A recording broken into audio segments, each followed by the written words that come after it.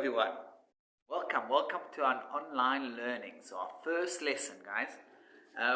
Right, so what I've decided to do for you for our first week is really mainly a revision of what we did in the last week before we went on holiday. Okay? And what we're going to try and learn is something called electron shells. Okay? So far, what do we know from last year? We know that inside the atoms, there's a nucleus in the middle where there's protons and neutrons, proton positively charged and neutrons are neutral. And around there, there's electrons orbiting. They're negatively charged. So that's all we learned last year. Now we're refining it a little bit. And we're just looking at the electrons. So we're not going to worry about the protons and the neutrons. Turns out that the electrons are the one that are the most important when it comes to chemistry. So I'm going to tell you something. What you're going to learn today is arguably the most important principle in chemistry. It governs everything you're going to learn in chemistry from now until matric. Okay? So again, we've done that in class, but I just thought we'll just do it again because it's been a while and it is such an important thing. So what I drew hydrogen, helium, lithium, all the elements from hydrogen to calcium. Okay, and I'll explain what I've done here. Okay.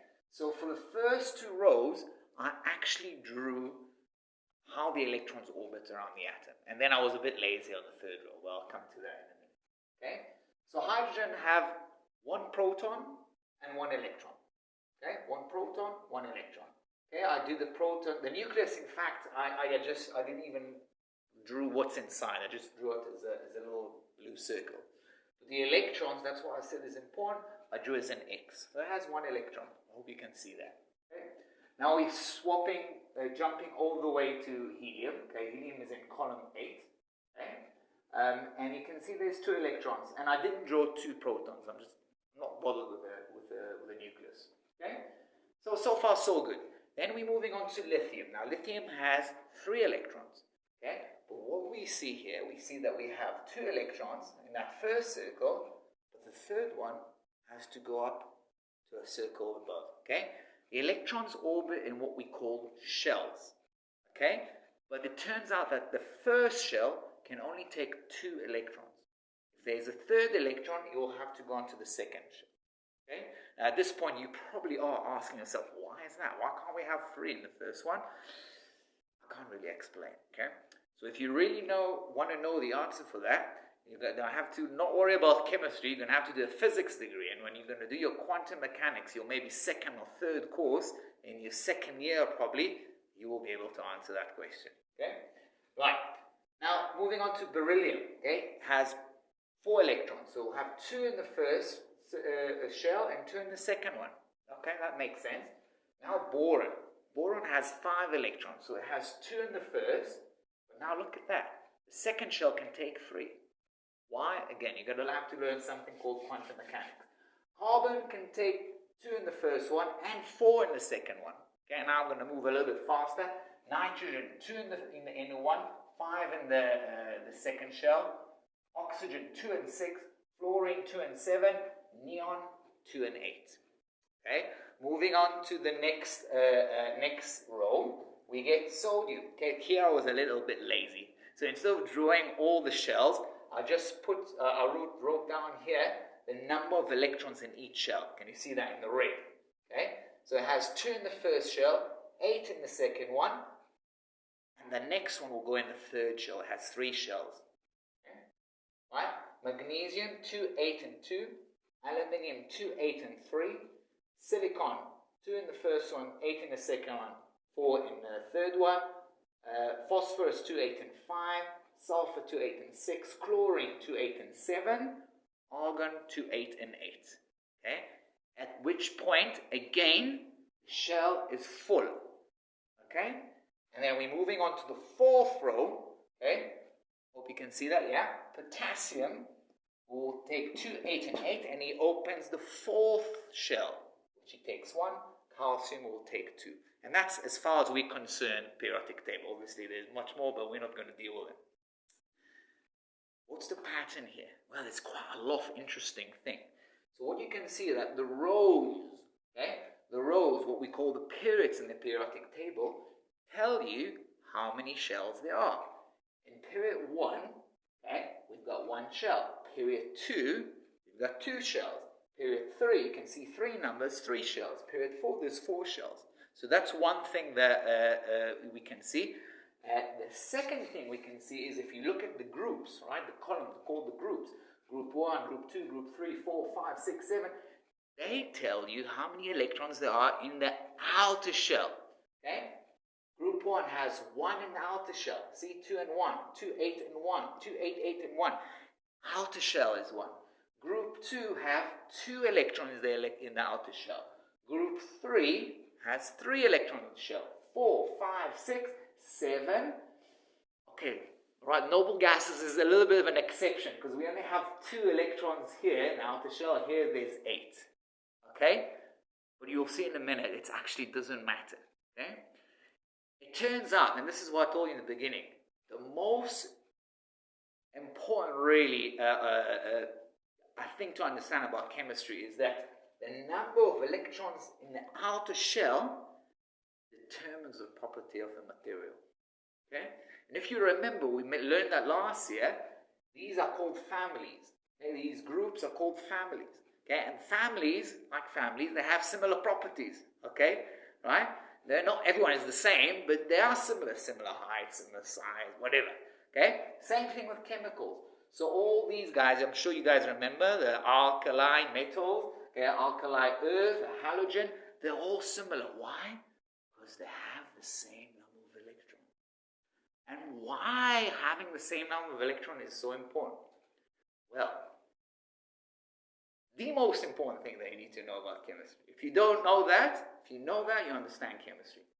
Every element wants to have a full outer shell. That's it. If you get that, you got chemistry. Okay? So let's have a look. Let's start actually from here, from the noble gas. Okay? What you can see is the noble gas, all of them have full outer shell. Okay? He's got 2. The first shell can take only 2. You see, after that we start filling the second shell. So helium is packed. Neon packed the first 2 shells, 2 and 8, full. Argon, full. Okay? So they're happy.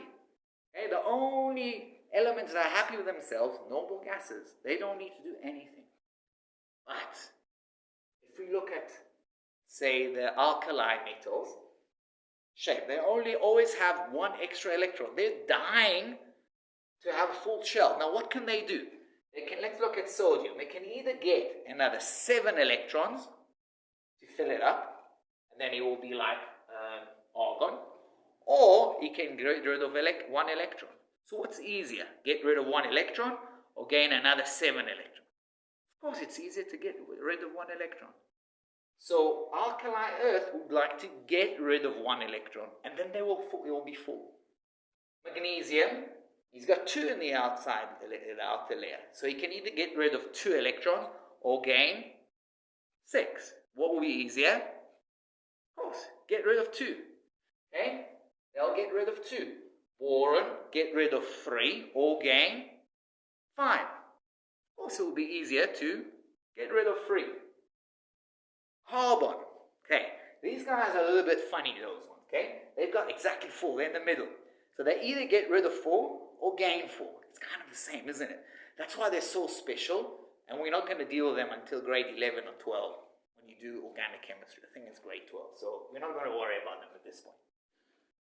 Let's say nitrogen, he needs 3 or get rid of 5. Obviously, it will be easier for him to gain 3. Okay, so we can see now these elements starting to gain electrons. Gains 3 electrons. Oxygen, either get rid of 6 or gain 2. It will be easier to gain 2. So oxygen will gain 2 electrons. Fluorine just needs 1 more electron and he's there. So you will gain 1 electron. Okay? So just to, we're getting to the end of this little video. What we see is that all elements, apart from noble gas, either want to gain electron or lose electron. Okay? When an element gain or lose an electron, it's called an ion. Let's write that down. Ion. Okay? Remember, an atom there's equal number of protons and electrons. Okay? So the overall electric charge is 0. When an atom, let's say, gain an electron. Let's look at fluorine. He wants 1 electron. He gains an electron. Then he will have an extra negative charge. Okay? So he will be a negatively charged ion. Okay? And a negatively charged ion we call anion. Okay, let's write that down. Anion. And that is negatively charged electron. He gained 1 electron. Okay. What about calcium? Calcium want to get rid of 2 electrons. So he's going to lose a negative charge. If you're losing a negative charge, then you become less negative. In other words, you become more positive.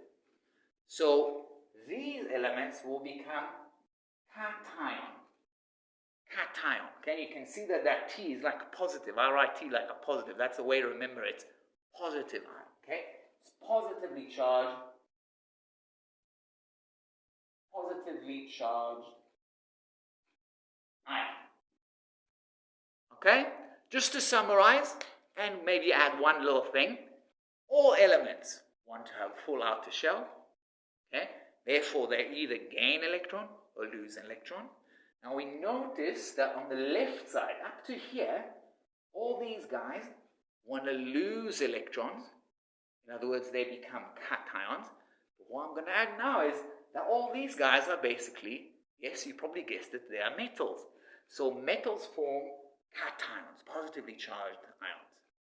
Where all these ones to the right of carbon, the non-metal, they want to gain electrons, so they become anion. Negatively charged electrons. Okay, hopefully you got that. We'll come back with another little video explaining how ionic compounds are formed. Cheers.